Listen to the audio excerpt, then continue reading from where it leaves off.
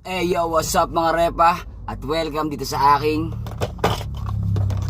baon serye. Tara, kain tayo. Takbo, makinig ka sa aming ratsyada. Di mo na maawat o kapag nagsimula ng mga parang matalim. Tumutusok sa bungok, umuubos ang dugo at sumusunod ng muto. Repa, naniniwala ka ba na may mga bagay sa mundo na hindi nabibili ng pera? Pag-usapan natin yan. Pero bago yun, syempre, yun o, gatang kalabasa at saka galunggong, men. Galing to kala Hermats eh. Nahingi lang ako. Tara, kain tayo. Naputol yung tinidor. Ayos lang yan. Pero diba, may mga tao kasi talaga na nakabase na sa pera eh. Pero hindi naman lahat pera ang katapat eh, diba? May mga bagay na hindi naman kailangan ng pera. Gaya ng pagmamahal mo sa pamilya mo. May pera o wala, magkakasama naman kayo.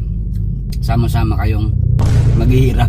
Joke lang. Sama-sama kayo sa mga bagay na sama-sama kayo sa hirap at ginawa. Magkakasama kayo palagi.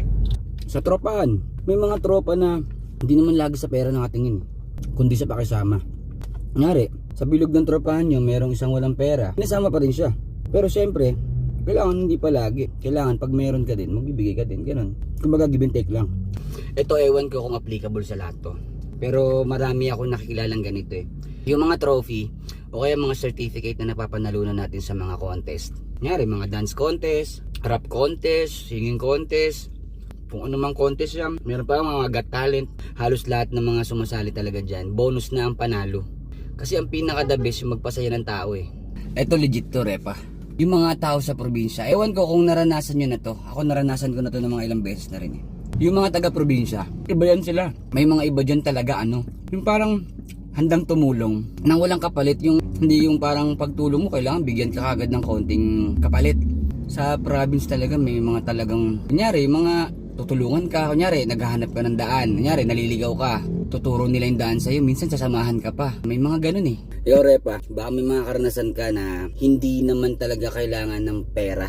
Comment mo lang dyan para malaman natin yung storya mo, diba? Lalo kunyari yung anak mo achiever, mga ganun. Kunyari sa school, yun men, talaga priceless yun. Pupunta ka ng stage, aakit ka sa stage, mag-picture kayo ng anak mo na may siya, achievement or ano bang doon, best in ganito ganyan. Pucha, priceless yun. Mga ganun. Ikaw, may storya kang ganun, repa? Basta ako ganun. Naniniwala talaga ako na hindi lahat kailangan ng pera. Pero syempre, kung sa buhay, kailangan mo talaga ng pera. Kumbaga, may mga bagay lang na hindi naman pera ang kailangan. Pero sa buhay, ang realidad,